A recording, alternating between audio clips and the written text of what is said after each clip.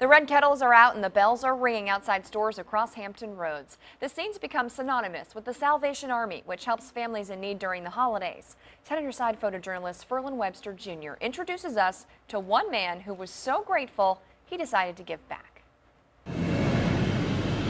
The fact is they need the help. We want to help them. It's not every day you meet someone with a great passion. Everything's always in a various stage. A passion They can still access it from the front page of the website. for helping others. They'll be able to come in that day, walk through, receive everything, and be done. But when you look at Captain Brett Meredith of the Salvation Army, We want as many to receive the toy shop as we can get. you find I like where we're at, but it needs to just kind of he's different. step up just a little bit more. We know who has need in the community. We work with them every day. And the reality is, at Christmas time, many families have to make the choice. Do we buy food? Do we pay the rent? Do we pay the utilities? Or do we get Christmas for the kids? Helping families in need is his heart's desire. We know of a couple that was 19 years old.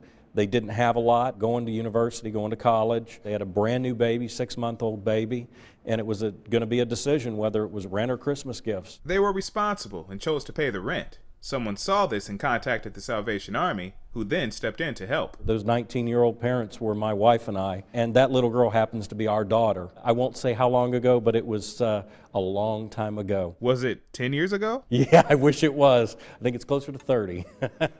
Life in the Salvation Army requires a lot of sacrifice. And Captain Meredith is no stranger to this reality. I sang professionally in Christian music for about 10 years. I walked away from a career in music, and my wife walked away from a professional career. And with the example that they've set, it has had a great impact on their children as well. Our daughter very early on came to us and said, I think God wants me to be a Salvation Army officer, so that's what she's done.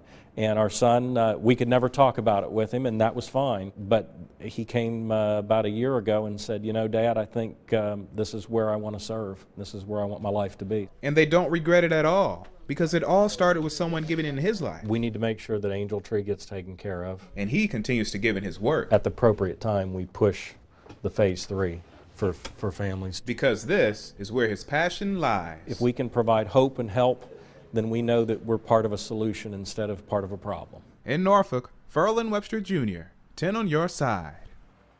The Salvation Army helps about 25,000 people in our area each year.